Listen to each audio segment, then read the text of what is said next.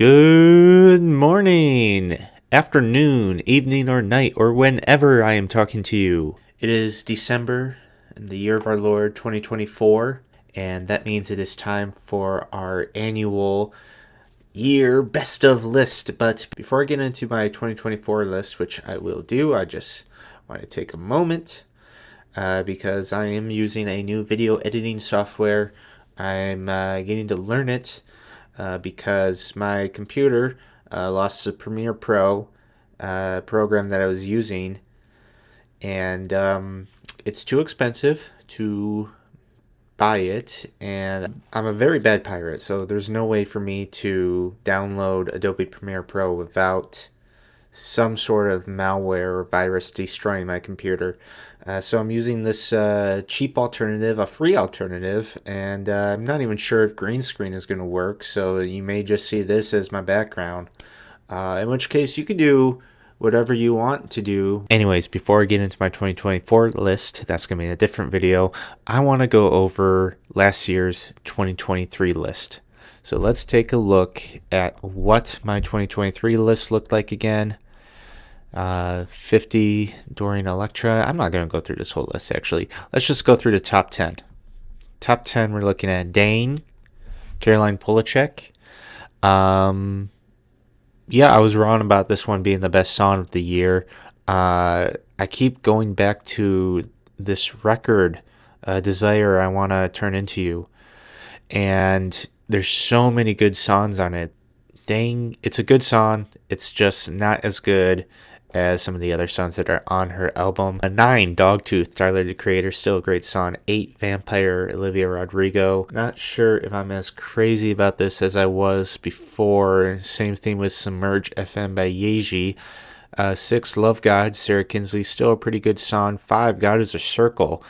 Great song still. Great song about God being a shape that we could all recognize. I believe the working title was actually God is a Square, but nobody wants to know the big man is a square. 4, Freak Me Now with Roisin Murphy. I cannot say Irish names. 3, Not Strong Enough, Boy Genius. Yeah, it's pretty good. I'm not sure if it's top 5 nowadays. 2, Bug Like an Angel, Mitski. 1 is A&W, Lana Del Rey. Still a great song, but let's see if it's still going to take the top spot in my 2023 Redux. That's right, I am reduxing the playlist to see what my order would be if the same 50 songs were ordered today. Another thing that I want to mention is that for my own sanity, I did not take out songs and replace them with ones that I wish I had in my 2023 list, whether they be songs that I either got into later or discovered after I posted a video. This is just a list of the songs from last year reordered, not including the ones that I wish were on there. Bottom of the list, I'm going to go Not Alone by Q. Not crazy about it this time around. It sounds a little corny. I honestly skipped this song a lot. Dane goes all the way to number 37. Vampires now number 27. Submerge FM is number 25 now. Dogtooth at number 15 now. Needs jumps its way up all the way to number 14. I've still been bopping this song over the year. I think it's better than Nasty, but Nasty is the one that really took Tinashe's career to the next level, so what the hell do I know? 13, Bug Like an Angel. Look, I was going through a lot when the song came out, and it really spoke to me.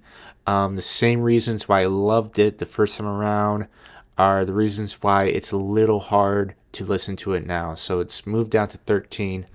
Number 12, Let the Light In. I believe that was my Spotify most played song that year. We're putting Love God at 11, Freak Me Now at 10, and Not Strong Enough at 9. Some songs have entered their way into the top 10. We got Damascura Live, 100 Gex.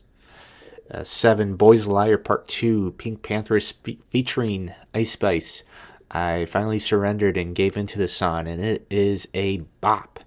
Number 6 is Nothing Matters by The Last Dinner Party. I think I put this one lower because of the accusations of this band being an industry plant,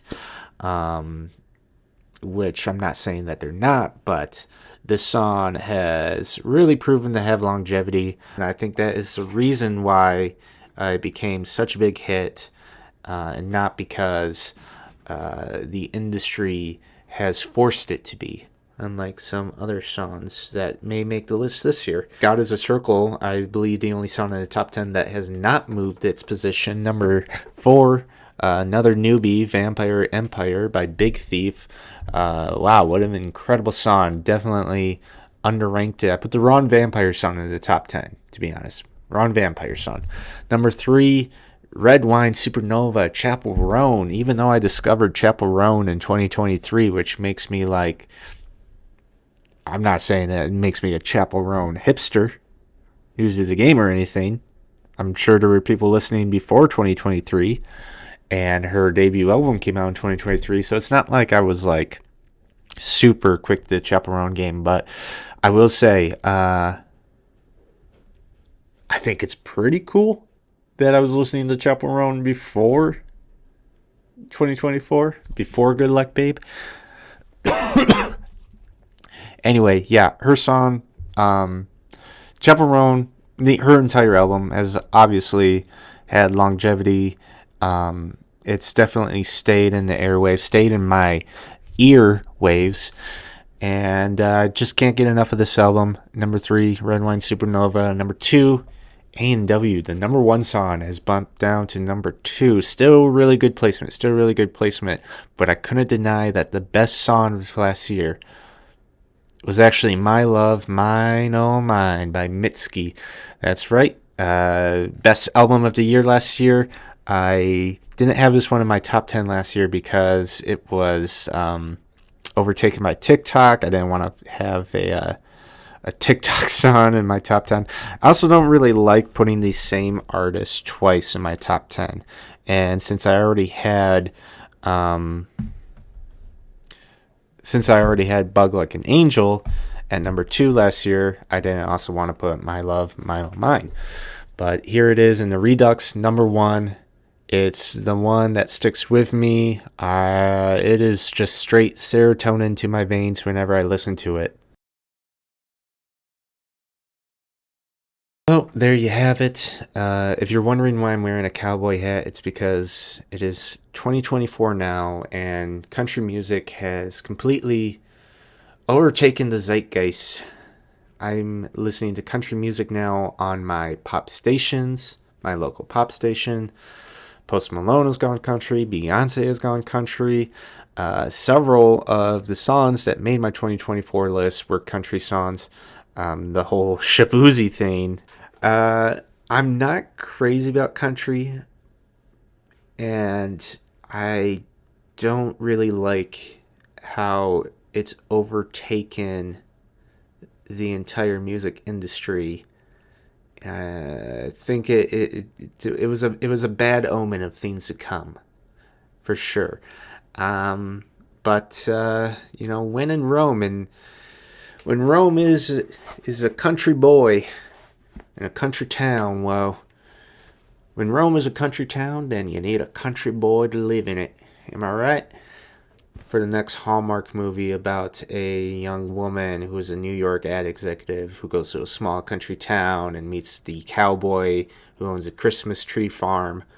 If you're looking for casting for that role, I'm right here, Hollywood. Or, let's be real, they don't make Hallmark movies in Hollywood. I'm right here, Kansas City. I want to say, like, a cowboy goodbye, but I know there's howdy for hello, but I don't think they have, like, a howdy version for goodbye. So, yeah.